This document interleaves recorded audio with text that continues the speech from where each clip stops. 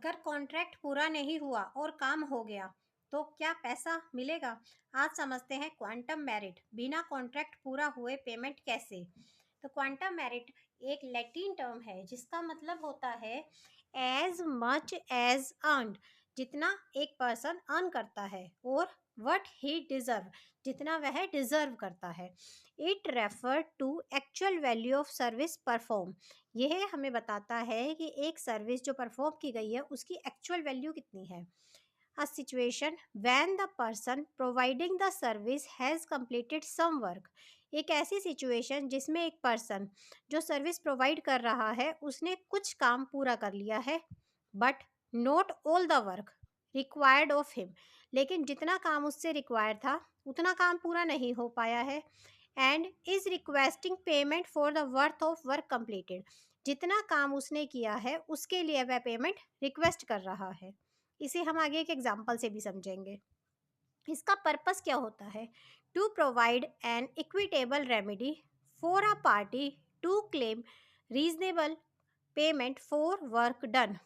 जो पार्टी अपना काम कर रही है वह एक रीजनेबल पेमेंट मांगती है, तो उसको इक्विटेबल रेमेडी प्रोवाइड करना, उसको भी इक्वल पोजीशन में लेकर आना। की फैक्टर, कब कब हम क्वांटम मेरिट का केस फाइल कर सकते हैं? कॉन्ट्रैक्ट फ्रस्ट्रेशन, कॉन्ट्रैक्ट फ्रस्ट्रेट हो गया, परफॉर्म नहीं हो सकता है। नॉन ग्रेटिटुअस एक्ट, वह जो काम किया गया है वह फ्री करने के पर्पज से नहीं किया गया था। इनकम्प्लीट कॉन्ट्रैक्ट, कॉन्ट्रैक्ट पूरा ही नहीं हो पाया है।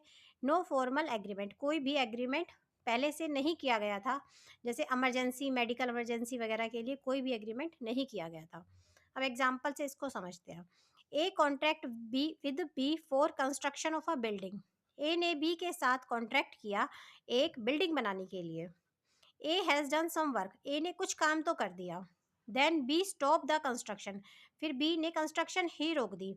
ए is entitled to obtain remuneration. अब ए उस काम के लिए पैसा मांग सकता है फ्रॉम बी, बी से, in proportion for the work done. जो काम ए ने कंप्लीट किया है ए उस काम के पैसे के लिए एंटाइटल्ड है। अगर आपको यह वीडियो हेल्पफुल लगी, लाइक करें, सब्सक्राइब करें लो सिंप्लीफाइड, कमेंट में लिखिए क्वांटम मेरिट क्लियर।